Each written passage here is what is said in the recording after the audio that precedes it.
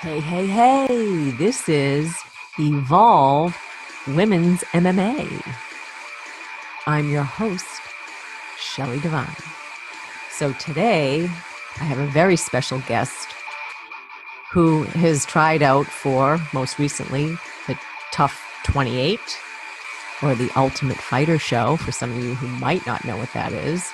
And she's also been called out by Cris Cyborg, the UFC Featherweight champ. I'd like to welcome Pam Bam Sorenson.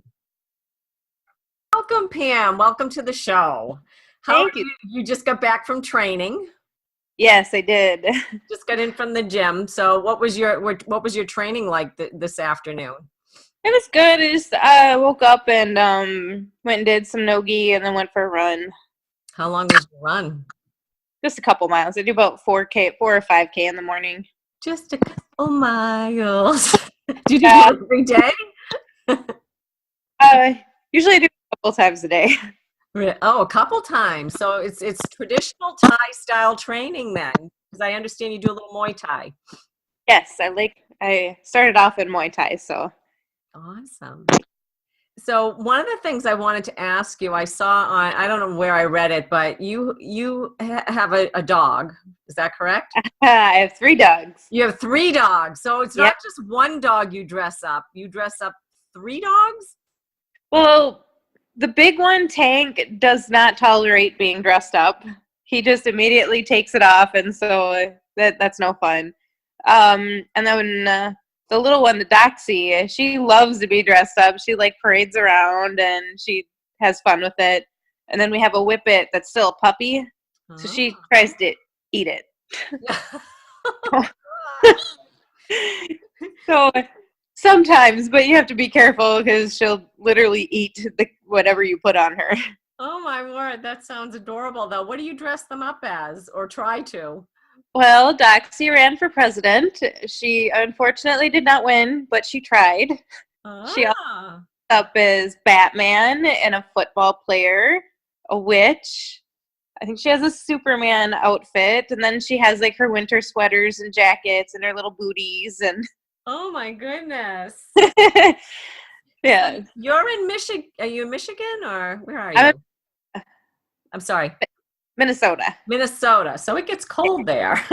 Yeah. So she would much rather pee in the house when it's cold than to go outside. So the booties aren't just for dress up. They keep her from peeing in the house. Oh yeah, I bet. Well, yeah. That's so funny. That's such a cute little hobby. Yeah.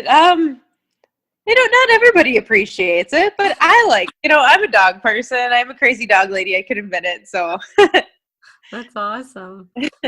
So you just got back recently from trying out. You were in Vegas, right? Yeah. And you were trying out for the Ultimate Fighter Show. I guess it's the 28? Yeah, 28 tryouts. And how was that? It was really good. It was a really good experience. I was pleasantly surprised by the number of women that tried out. So now when they're saying there's no featherweights out there, we can't find any featherweights who want to compete. Bullshit, there's not. You just had 30 plus women there to try out. And I mean, not all of them were true featherweights. Some of them had fought as low as 115. Mm-hmm. But, they're willing to go up a bit. Sure. And, some of them were legit 45ers. So I don't know. It was really cool. And they were actually, most of them were genuinely good people. And that's what I like about sometimes.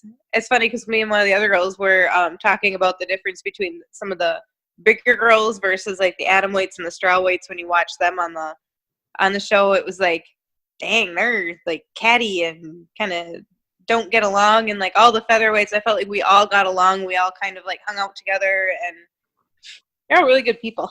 Yeah. So did you know any of the women that were out there, or was it, was it just everybody was new to you, or did you know some of the other fighters? Some of them I just talked to online, like Cindy Dandois, Penny Kianzad, Faith Van Doon. We had all kind of chatted online. mostly because we all fought for Invicta. Mm-hmm. And then Caitlin Young was out there. She's from the gym just down the road from me in Minnesota, so I know her. Mm-hmm. And a lot of the other girls were New so ones, and they were from all over the country or world. They were from all over the world. There was, well, Faith is from New Zealand. We had Cindy from Belgium. We had, her name was Zara. I can't remember her last name, but I believe she was from France. We had a girl from Sweden. A couple girls from Brazil. Yeah, they were from all over. Oh, wow. That's great. That's great to hear, because that division is kind of, creeping along, and everybody's kind of wondering how it's going to go. And I mean, I know Cris Cyborg kind of called you out at the beginning of the year. And I mean, you are, you're the next one probably to come up for a 145 in the 145-pound division. And how did that make you? You must have been like, shit. Yeah, I mean, I was surprised, but that's not a fight I would turn down. Yeah. And it's weird because before, when I watched Cris Cyborg, I was like, she just hits really hard. She's kind of wild and crazy, but she comes at you, and she knows when she connects, she's probably going to put you down. Yeah. And she's kind of, I'd be afraid. but now it actually seems like it would be like, I want to say like a more fun fight, because she evolved. She's more patient. She's more technical, and you can actually like have a fight instead of some crazy brawl that Lord only knows what's going to happen. I mean, some people like watching that, but I don't know. That's a fight I definitely want before she retires and before I retire. Sure. So, that would be a great fight. It would be a great fight for you, for sure. But I know, like, being called out, a little bit, saying that would be the next in line. That's, it's a compliment to you, of course. And but it's also, it's like, oh, wow, I'm here right now, and I haven't even gotten in there yet. Or, like a little of, would you want to take maybe another fight before that? Like fight somebody else in that division before, in the UFC before, kind of going right to Cris? I mean, I would absolutely prefer to have another fight, or even 2 fights before that. But she only has 2 fights left on her contract, and I would assume she's going to fight the winner of Cyborg versus Holm. And then if she fights Nunes or whoever wins the show, you just never know. So I would take it whenever it presented itself. But I mean, in a perfect world, I would have at least 1 fight in the UFC before taking that fight.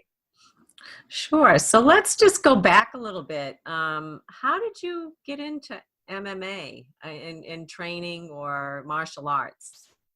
It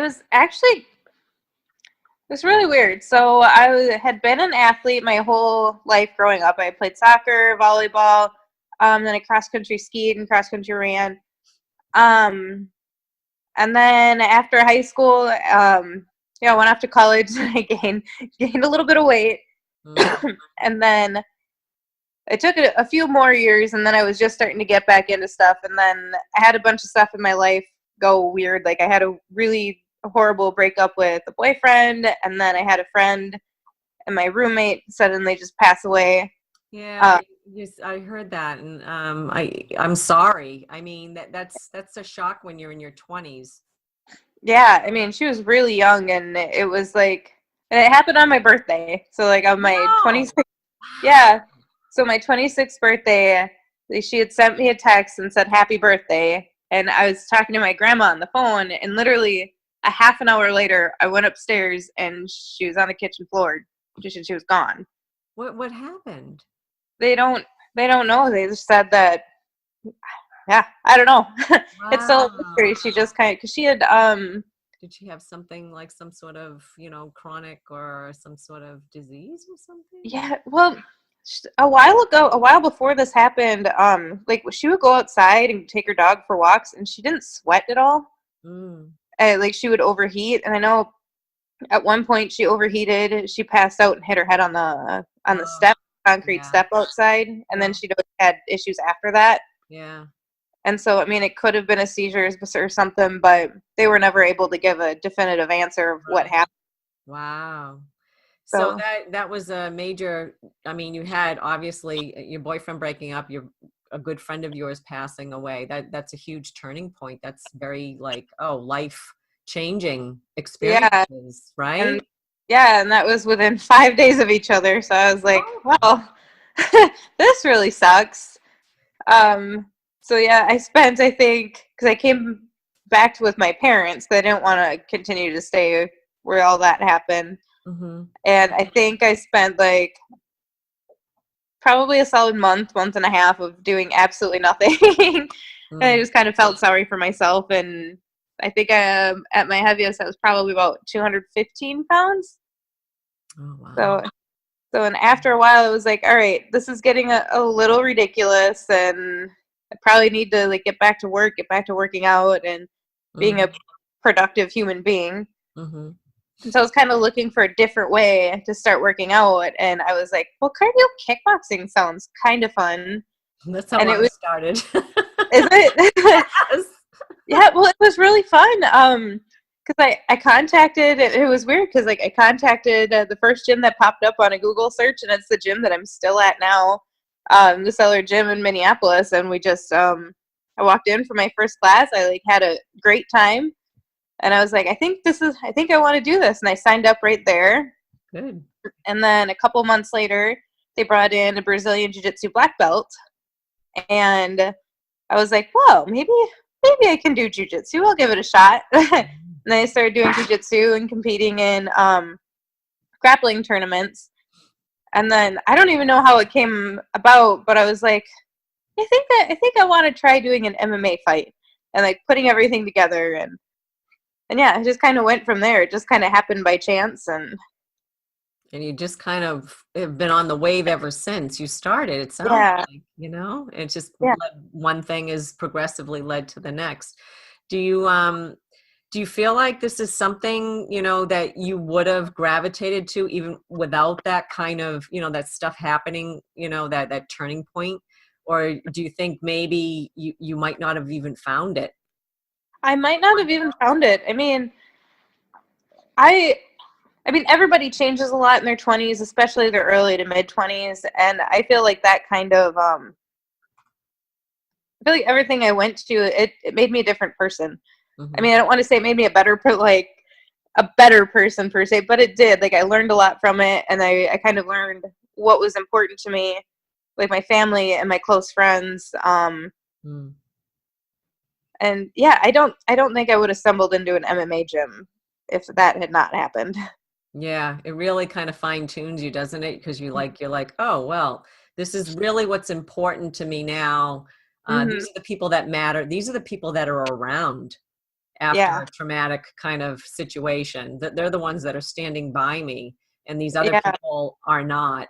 You know, so yeah, it and was, kind of with that, like even before that all happened, I was never like I wasn't a huge partier, but I kind of learned like who my real friends were, and I mhm. was like, I probably don't need to go out with them. I don't need to make time for them because when I was going through probably the worst time of my life, they were just kind of like, well, we'll be at the bar if you want to come. Like, no, I don't want to go to the bar. Yeah, right.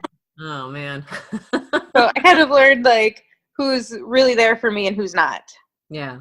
Yeah. I can see how that, I mean, I've lost people in my life, so I can totally empathize, and I lost them young. I think when you lose friends or family at a very young age, it changes your perspective Hmm. on life, and you end up being kind of like all right, more in the moment, you Yeah, know, and then you're not really thinking too much, which you have to.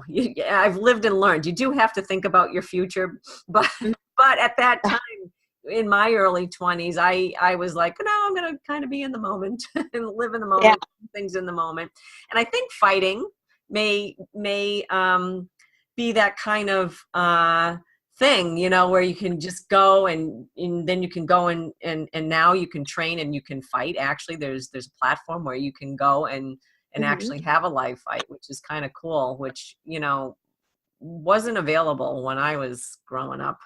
yeah. Or in my, I mean, you guys, you must be like, did you ever watch any of like the Ultimate Fighter shows prior to training? No, I mean, honestly, before I walked into that gym, I didn't even know what MMA was. I mean, if you look back 7 years ago, if you had mentioned Gina Carano or Ronda Rousey or John Jones or anybody, I'd have been like, who's that? Like, I had no clue. Yeah. And then once you started training, were you like when you saw them, or were you inspired by them and then just said, oh, I want to do this? Like, I want to, what sparked you getting into the cage and actually competing? I kind of, like, I had some teammates, I don't know, that I was just really kind of, I saw how hard they worked. I saw the fun that they had and everything that and all the training they went through. And I was like, I don't know, like, I can do that. This looks like something that I can do. And and I'm always really competitive. So, like, if I'm going to do something, I want to be good at it. I want to be not even just good at it. I want to be great at it. Right. That's good. That's an awesome quality.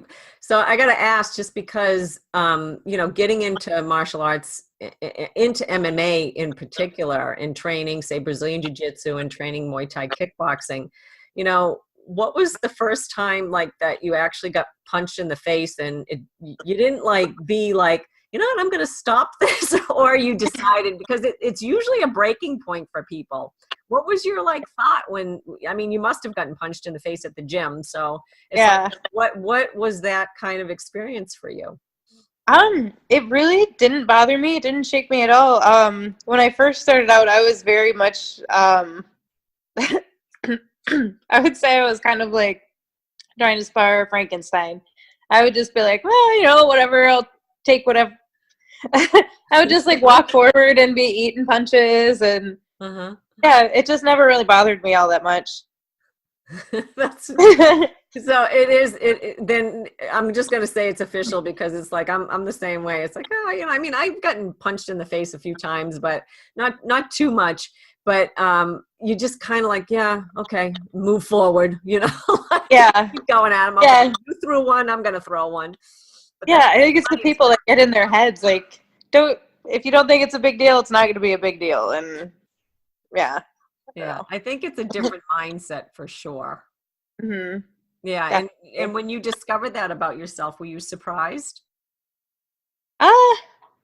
Yeah, actually. I mean, I was really nervous after I was finally given the okay to spar. Like, my first day, I was like, I wonder how this is going to go. Like, are they just going to beat the crap out of me? Or like, but I went in there and I was like, hey, I don't completely suck. And like, I'm not a big baby, and yeah. So you're a Brazilian Jiu-Jitsu brown belt? Yes. You are? Wow. Yeah. How long have you been training in that? About 6 years. Awesome. And then Muay Thai, what's your background in Muay Thai kickboxing?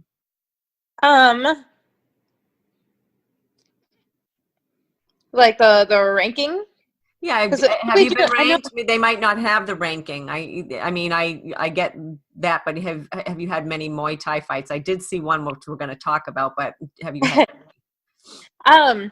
As an amateur, I did have quite a few Muay Thai fights. I competed in a few tournaments. Then I've had 2 professional Muay Thai fights.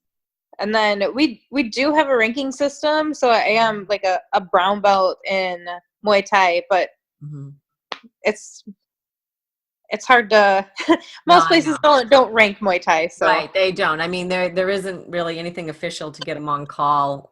There is something coming soon, but one of the camps out of Thailand, who's here in Boston, will be actually setting up some ranking that hopefully will go global. So there will be that, which is about time, because nobody's done it, and they're a very notable Muay Thai academy. But anyways, aside from that, I noticed online that you actually had a Muay Thai fight. I think, was it last year? Or maybe it was in 2016 against Caitlin Young.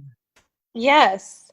And that was, so I took that one. It was like you are like, brave girl. Yeah, and I'd always just really admired Caitlin. I had just turned pro. That was just a really weird circumstance, because I took it the night before weigh-ins. I took it because I knew about a week before her opponent got injured or something and had to pull out. Caitlin, as always, had sold a crap ton of tickets. Sure. And then somebody else took the fight who, I don't want to name names, but she was out at TUF Tryouts this last time. Oh, wow. And she had to pull out because her probation officer found out she was going to leave the state. Get out! She's got a probation officer. Oh, man. So, I'm like, who is this? You got to tell me after the I'll yeah, after. But yeah, so her opponent had to pull out the night before weigh-ins because she couldn't leave the state. So like, they're like, girl. Yeah, so they're like, is there any chance that you want to take this fight? Caitlin sold, she's our main event. She sold a bunch of tickets, and I love Caitlin, and I was training for I think like my second or my third MMA fight, anyways. Yeah, and I was like, well, a whole different game getting in there doing Muay Thai. Yeah, so the knees looked brutal. Huh? The knees looked brutal. Yeah, they were, but it was a good learning experience. So, what was your takeaway from that type of stand-up? I don't know. I think even at that point, I'm normally pretty good about not getting in my own head in fights. I just kind of go out there and do my own thing. But it was somebody I really looked up to, and I didn't stick to my game plan. So that, I kind of learned at that point, like, you stick to your own game plan. You don't have to stand there and do their style. Because Caitlin and I we both have Muay Thai backgrounds, but we have different styles of Muay Thai. Yeah. She's more the traditional march, like doing the Thai march, and I move a little bit more. And I was like, well, she's just, she's standing there, so I'm going to stand there too. And like, so yeah, I kind of learned that you have to play your own game and kind of not get in your own head. Yeah, it is different. I mean, a lot of other fighters that have come up pre women's MMA, say, that used to fight, definitely have completely different games that transitioned into the MMA game. But it's fascinating to watch strictly stand up and strictly ground game, which you also competed recently too, didn't you, for like a Brazilian Jiu-Jitsu in some sort of tournament? Did you? No, not in a while. I am tentatively scheduled to do the Fight to Win Pro at the end of June. Okay. That all depends on whether I make it into the TUF house or not, which we won't find out until probably the last minute. So that's probably another 2 weeks away, or? Yeah, they said, so it's been about a week and a half, and they said it would be about 2 weeks, maybe 3 weeks. Because I think the issue is getting all the background checks on the international fighters. I've heard, especially Brazilians, it's really hard to get their official background checks in. So you think they'd have that figured out by now? It's only been how many years? Since they've been. Yeah, I know they said the international fighters were supposed to provide their own or have theirs sent in ahead of time, but I've just heard our first jiu-jitsu instructor was from Brazil, and I think they said that he was applying for like his permit to carry or something, and they couldn't get his background check from Brazil. So it makes it rough, as you're waiting, because it kind of puts you a little bit on hold. I know in the last few years you've been on quite the fight, streak. You're 7-2, so you're coming off of 2 wins, but you've been progressive. Like say in 2016, I think you had 3 fights or 4 fights, and then you had 3 fights maybe last year. And this year there hasn't been anything on the. Now, and it's once you start winning, it's like people don't want to fight you anymore. Yeah. Once you get a decent record, then they're like, no, I don't think I want to. Yeah, I don't know. Like, it's beyond frustrating because there's not that many of us that have even more than 5 pro fights, and sometimes like there was a gal who's looking for a fight at a catchweight at 140, and she's like 6-1, and I was like, oh, me, I'll do it. I can make 140. And they were like, no, you have too much experience for her. Like, what? I have 2 more fights than her. What? So is it their management company that is saying no, or is It's it probably, fair?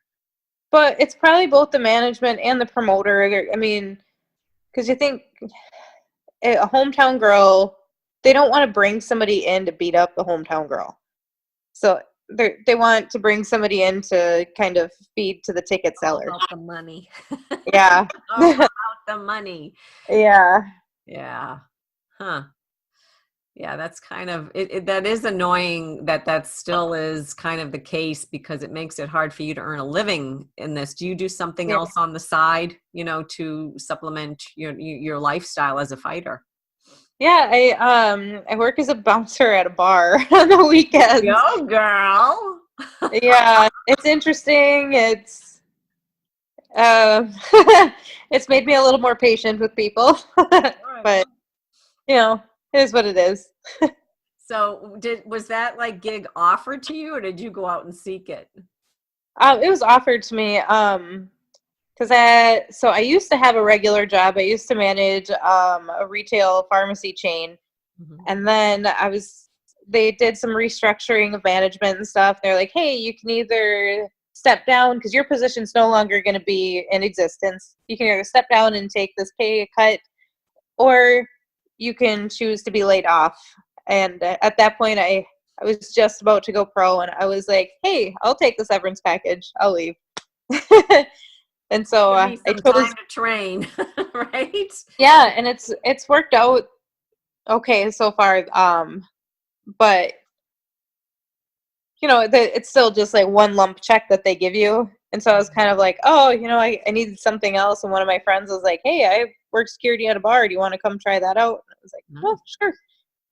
Yeah. Awesome. That's a fun gig too, for, like if you can work at night and then you can get up and train during the day, right? Yeah. So it makes it Yeah. good. That's awesome. So, what are some of your goals for the next 3 years, personal or business wise? Well, I definitely want to be in the UFC within the next 3 years. So, and I don't want to just make it in there. I want to make it, and I want to be successful. I don't want to be one of those people who's like, well, I'm here, but that's my end goal, because that's not the end goal. The end goal is to get in there and do well. So, I mean, that's the main goal. That, and to keep my dogs happy. Yeah. Well, that sounds like a good idea for career wise, and staying in it for the long haul. What most fighters, I'm finding, that they're not even thinking about, they're thinking about getting in there, but then too, what comes after, like say, as they get a little older, say closer into their 40s, it's like, and then, maybe you're not getting the fights anymore. What, you love the sport. Is there something else that, you could propel yourself and just even think beyond that, other than getting into the Hall of Fame? But like, is there other things that might interest you too further down the road? Like after I'm not able to fight anymore, I would say it's maybe I would want to go into coaching or teaching. I don't know. I've definitely thought about going back to school. Because I originally started off going to school. I did all my pre-pharmacy work, and I was planning on going to pharmacy school, and that never happened. So I've always kind of been like regretted that a little bit. So I've kind of thought like, well, they give special kind of admission points for non-traditional students. So like maybe it'll make it easier if I wait till I'm a bit older. Yeah. And then, then you get this out of your system too while you're young. I mean, that's kind of, I think that's a little bit of the career path Ronda Rousey took is, she went into the UFC and she made a ton of money, and now she's doing WWE, and who knows where it'll go after that, but she's just kind of, you know, I suppose at some point she's going to do all she can with WWE, and then she's going to settle down and have a family, and then, you know, who knows what else afterwards. Get it all out of the way when you're young, right? Yeah, that'll definitely be interesting. I kind of want to see where she's going to end up going. Yeah. Because she seems, just from like a couple of interviews of hers that I watched, it definitely seems like she wants to have a family. Yeah. And taking the time out for that, and kind of getting some of, I mean, I know, like, as a woman, you know, earlier on, this is part of, you know, the women's MMA evolution, is in the earlier years, there are other fighters and there weren't the opportunities that say you even have, but you're still kind of you're struggling still. I mean, your hope is to get into the UFC, which is probably, I mean, I can't imagine them not picking you. Like, there's just so much talk and so much, you know, light around you since the beginning of the year. And they'd be crazy not to have you on the show. That's my opinion. And I'm sure that's a lot of other people's opinions. I hope so. and it'll give you, you know, a great opportunity, you know, to perform and to have some fights and for people to get to know you. So it is going to put you on that platform, that stage, if you will, and to be in the public eye even more so than, say, even Invicta, because Invicta's that's a great promotion to get onto. It's awesome. They've done such an amazing job with developing the women's divisions and building that. So the UFC has taken notice, and then, you know, farming the girls to come up, the women to come up to fight. So yeah, exactly. You know, I think Invicta showed the UFC that, hey, people want to see women fight. People like watching women's fights. And like, when the girls fight, they bring it. They don't, I mean, you watch people talk about how exciting heavyweights are to watch. They're exciting for about a minute. And then unless there's a knockout. Unless Yeah. there's a knockout. That's all we're waiting for. Yeah, as they lay on each other or they lean on each other against the fence, and it's like, this is exciting. And the women can bring it for all of 15 or 25 minutes. Yeah, absolutely. So do you have a story in your fight career where you had an aha moment or a realization, like just something that kind of like, oh, wow, I had no idea about that, and you know, the light bulb went on? Yeah, and it's something that's not really like fight related, but it's like fight game related, where I think so many people put faith into promoters, like, oh, this promoter's always asking me to be on their show. They really like me. They're out for my best interests, and that's not the case. And I think it's when people finally realize that, you know, when somebody's asking them to take a short notice fight because they sell tickets, even though it's a weight class higher or a weight class lower than they're used to fighting. You know, because I had a local promoter do both that, and then there was another fight that I was supposed to take out in Massachusetts. I took it on like a week's notice. I already had all my medicals up to date, or so I thought. And then the day before I was supposed to fly out, the promoter was like, oh, well, we need an EKG too. And I was like, well, my insurance isn't going to cover that without a referral. Like, that takes time. I can't just walk into I'm surprised they sprung that on you at the last minute. That's a known thing in this state, you know, in Massachusetts, that you have to do. That's been for years. So why they didn't put that up front? Yeah. I don't know if they just thought it was, because I'm assuming out on the East Coast, maybe it's normal, but it's not here. We don't need it anywhere around here. I'd fought in a couple other states before, and I had fought in Canada, and I'd never needed one. So I had no idea that wasn't even a possibility. And then the promoter was like, well, you just walk into an ER and tell them that you need an EKG. Oh, that won't cost a couple grand. Yeah, right. For an amateur fight? Yeah. I'm sorry, I'm not made of money. I can't do that. And I kind of realized, like, I think she was hoping there are so many fighters that'll just say, like, oh, okay, well, this is what they told me to do. And I was like, no, that doesn't sound like a good idea. And that's...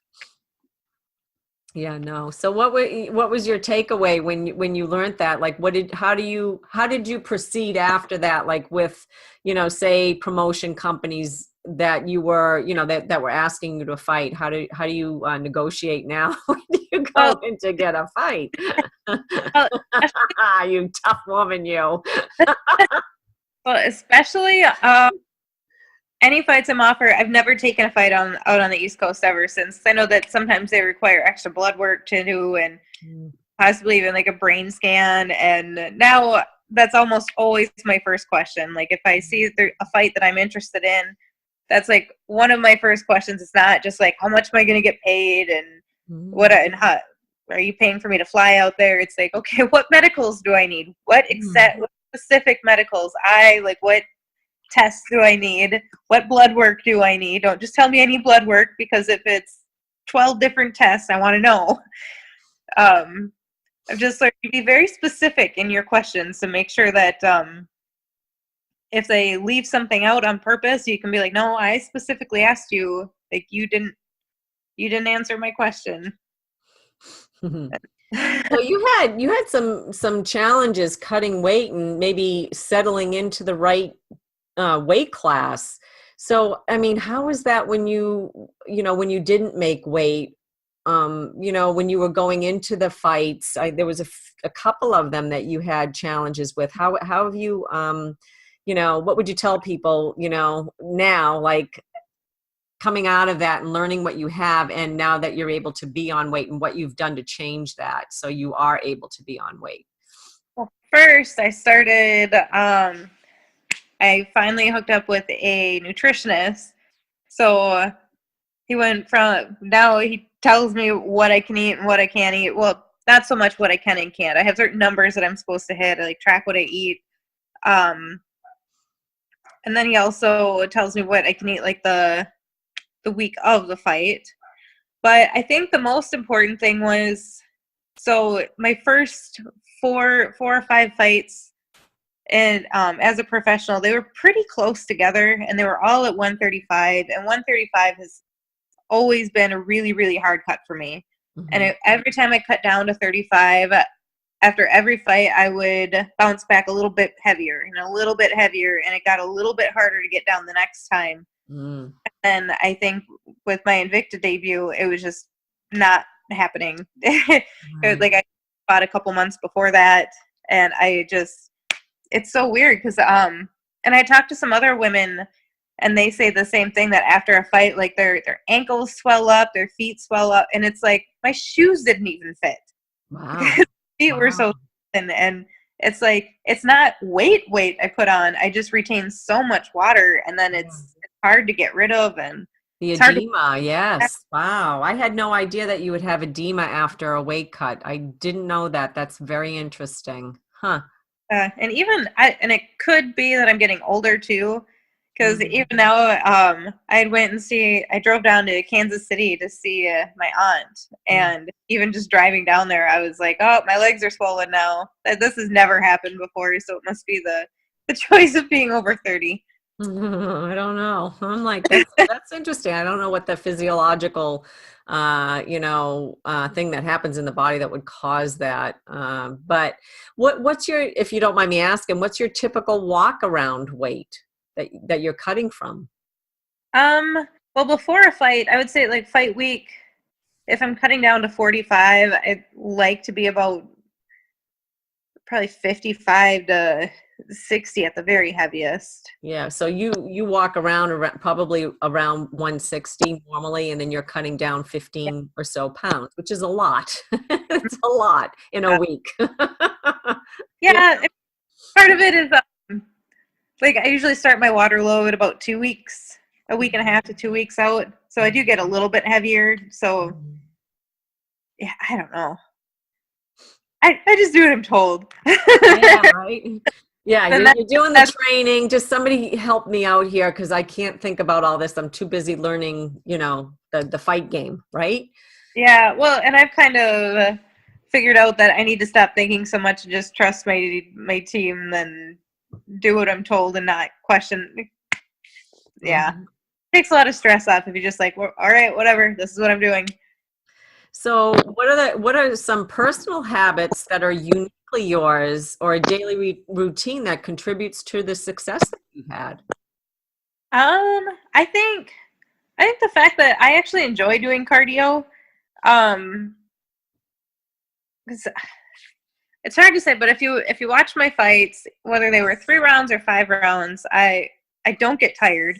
I usually start off a bit slower and I finish really, really strong, even if it's a 25-minute fight.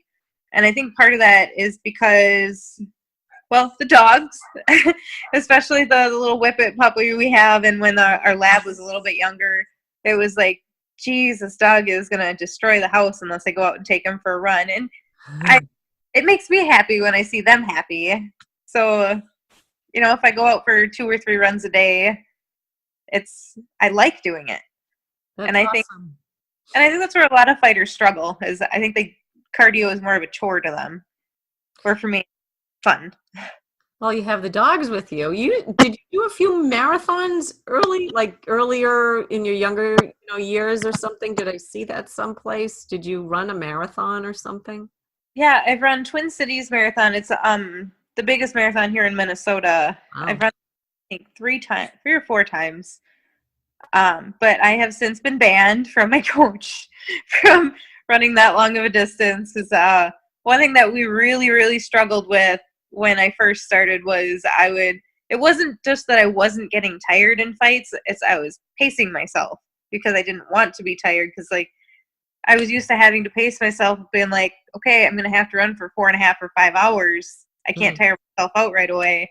He's like, it was translating over to my fights where I'd be like, okay, we're going to go really slow, and that would be the whole fight. Didn't Tanya Evinger give you a little advice on that at some point? Yeah, she did. She had told me after, I think it was after the Gomes fight, and she said, you have to stop fighting to not lose and start fighting to win. Because I think, especially coming from more of that Muay Thai background in sport jiu-jitsu versus like jiu-jitsu for MMA, it's points. And in MMA, we're not fighting for points. We want to go for a finish. We want to go for a knockout. We want to go for a submission or a TKO. And that's something that I've really been working on. Like, it took a second for it to kind of click. Like, what does she mean by that? And then I was like, oh, I see it. Yeah. How did you feel about that loss to Adium? I always mess up her name. She's another one. It's like I have to hear Adian Gomes. How did you feel coming off of that fight, that decision? That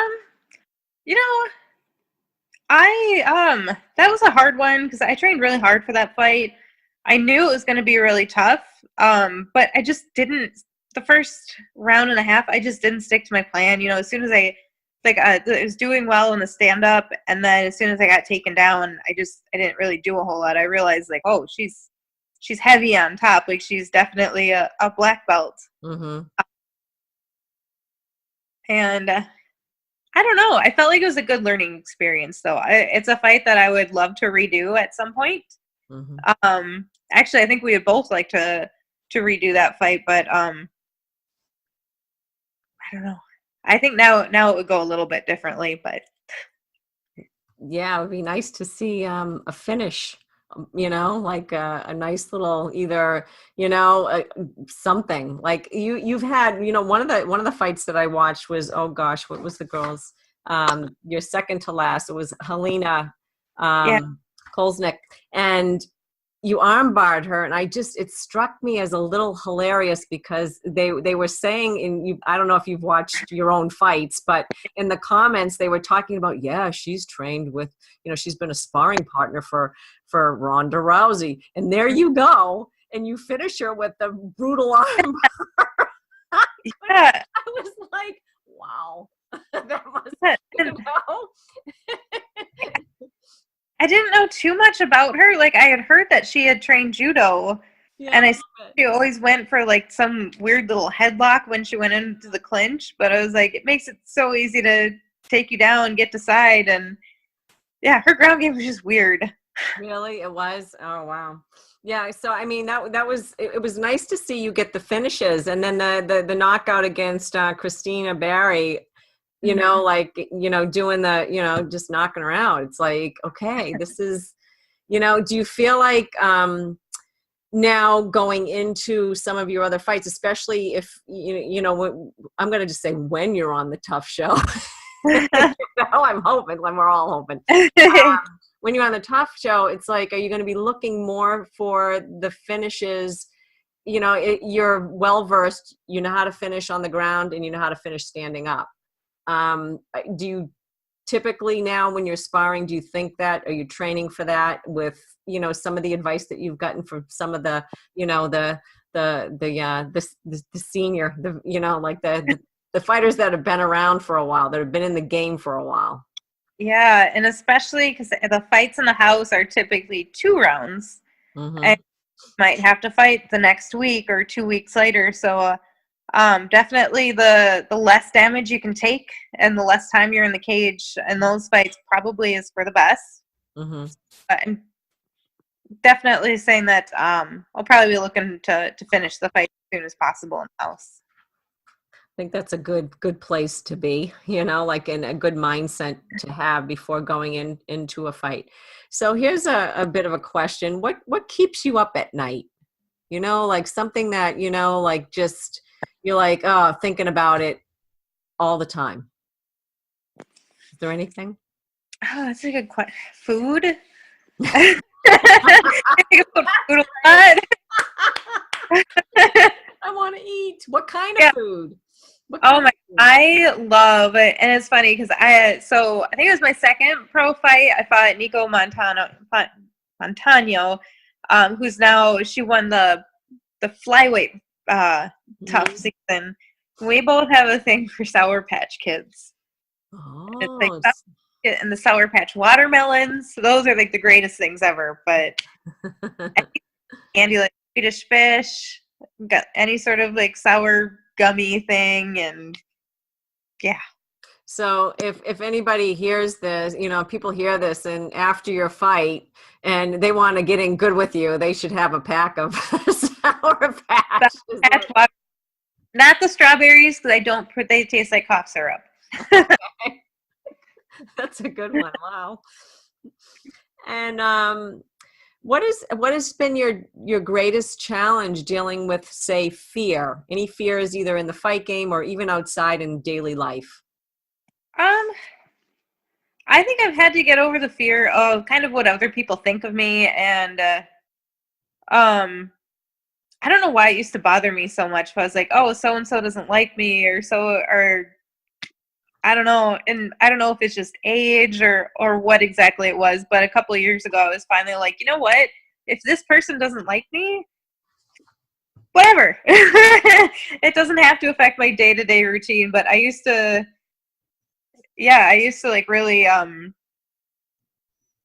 dislike when people didn't like me, or if I felt like I let somebody down, like, or if I lost a fight and, you know, I thought my coach was going to be disappointed in me. Mm-hmm. And, you know, especially doing the Muay Thai tournament. So there can only be one winner in a tournament. And, you know, so I took some losses there, and I realized, like, people aren't disappointed in your losses as long as you trained hard, went out and gave it your all, and you didn't quit. Just stuff like that. Mm-hmm. I've kind of learned to, whatever. Yeah, so what? Yeah. That's a good quality to have as you get, as you know, actually when you're in the limelight, is to have that, because there are, you know, people who are going to hate, you know, people that are going to love you, but then you're going to have your haters, and to have a bit of a thick skin is needed in your profession, for sure. Yeah. You can't be up at night worried about what some Twitter troll commented, because I used to go, well, okay, every once in a while I'll get bored and I'll go back and forth with some of them, or I'll troll them back. Mm. But for the most part, if you post a picture and someone's like, you look like a man, it's like, I don't care if you think I look like a man. Mm. Like, whatever. Speaking of, we started on hairstyles and stuff, and you have kind of like a very awesome hairstyle. Like, you have the one side shaved and then it comes over, and then you have the blue in it. Yeah, I can't tell now, but your hairstylist does a great job. How did you find a hairstylist that does cool stuff with you and kind of knows how to handle, say, you know, like, if your hair is long, you know, you're doing Brazilian Jiu-Jitsu, you get like pulls and Yeah. yeah, you know, like has that helped? It has helped. So I'm actually sponsored by a salon, Bourbon and Bow Salon, over in Northeast Minneapolis, and she's just always I've always kind of went in and told her what I want, and I started off with an undercut because like those back hairs, man, those hurt to have pulled out, and they were always getting caught in people's gloves in the clinch, or like people would kneel on it in jiu-jitsu, and I was like, all right, let's just shave that off. Let's get rid of it. And then we're like, okay, we did that. And then she's really known for her work with color too. And so we're like, oh, okay, we're gonna put some blue in there. We've done like pink, and she did a really cool one that it looked almost like an oil slick. Oh wow. Purple and green and bluish. But then I was like, well, what about the people that have like the side of their head shaved? And like I have a little, like, I think they call it a little colic over on the side here, and it always just drove me nuts. And I was like, so what if we could shave that off too? And you know, she kind of looked at me like I was nuts at first, and she's like, all right, we'll try it. And you know, I liked it. So you did the design work, and she just followed through. Yeah. Well, she made it look nice because she didn't always like all of my ideas, but. But yeah, for the most part, she's been really good. The color is usually all her idea, though. But no, I'm growing it back now, just for something different. And so now I have my little, I call it my side bush. I have a side bush and a little back bush back here. Well, once you're on the TUF show, we'll look for maybe some cool hairdos that you can trend to all the other AMIs that are coming up, or all the other people that are training jiu-jitsu, all the other women that are doing that, and they're like, I can't stand my hair, you know, because it's getting pulled out here and there. So could you share a story where you felt inadequate, or where you were told no because you were a woman? And then how did you handle that?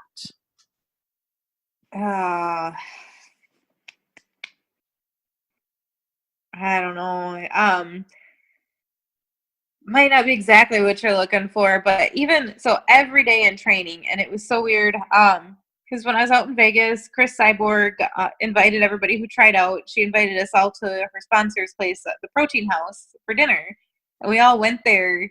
And she was talking about, you know, it's hard training as a woman because, you know, people in your gym, they want to be friends with you, and you can tell like they kind of respect you and whatnot.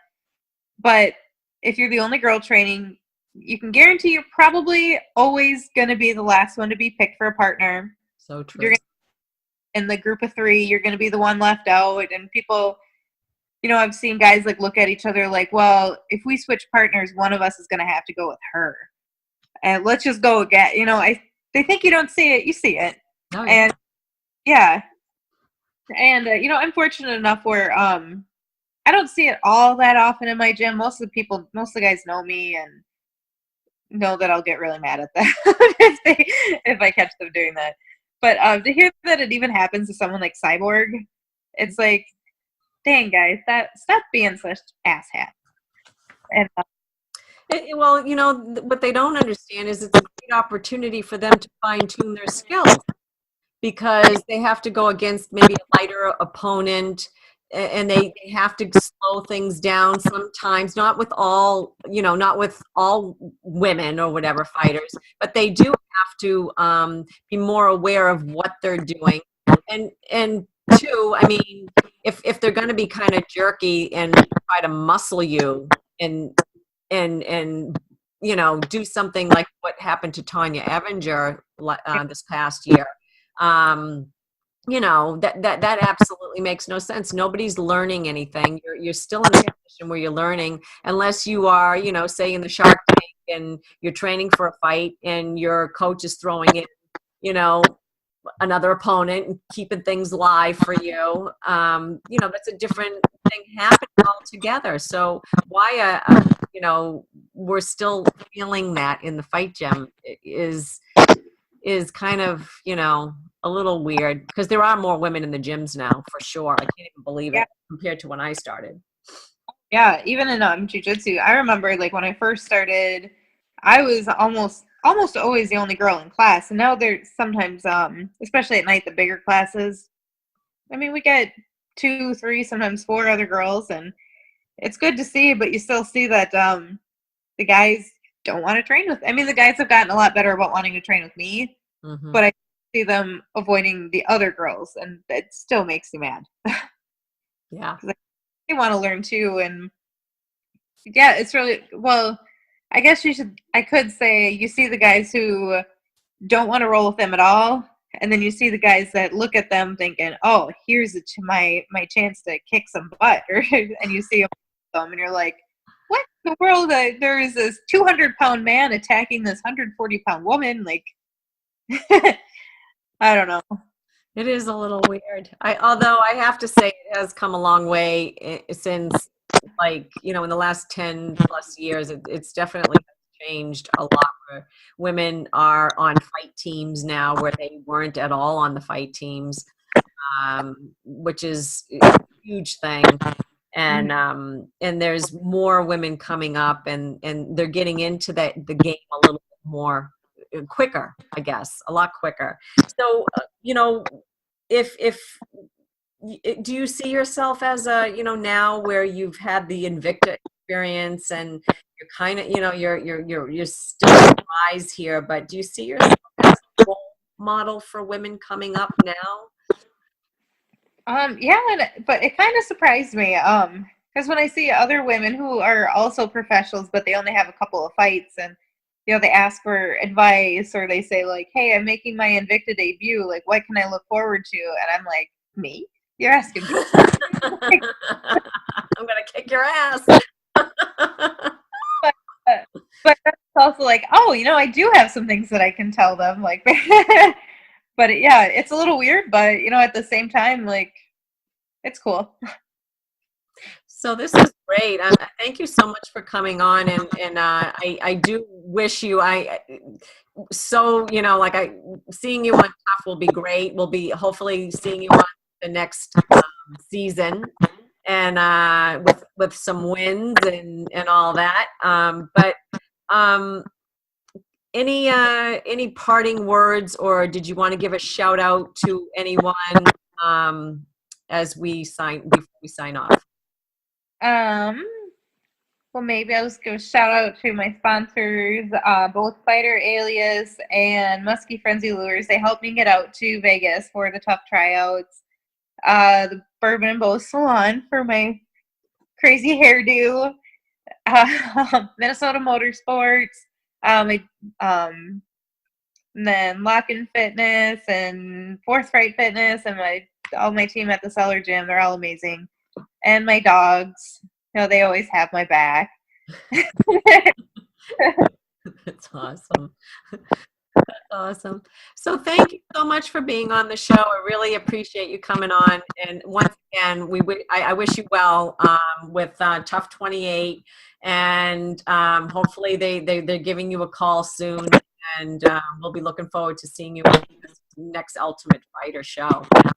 Yeah, thank you. And thank you very much for having me. You're so welcome. So, wow, that was Pam Bam Sorenson.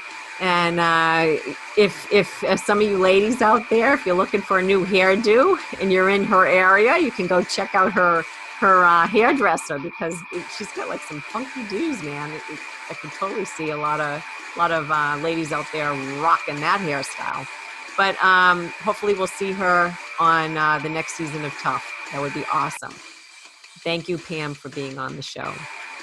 So if you like what you heard today and are eager to hear more, remember to subscribe, download on iTunes, and drop us a line or leave a review. Let us know how we were doing, and give us some thumbs up, though, please. Send me something in a private message if it isn't good. And then you can also check out the blog at evolvewmma.com, or simply follow us at facebook.com/I-love-WMMA. This is Shelley Devine. Until next time, thanks for listening.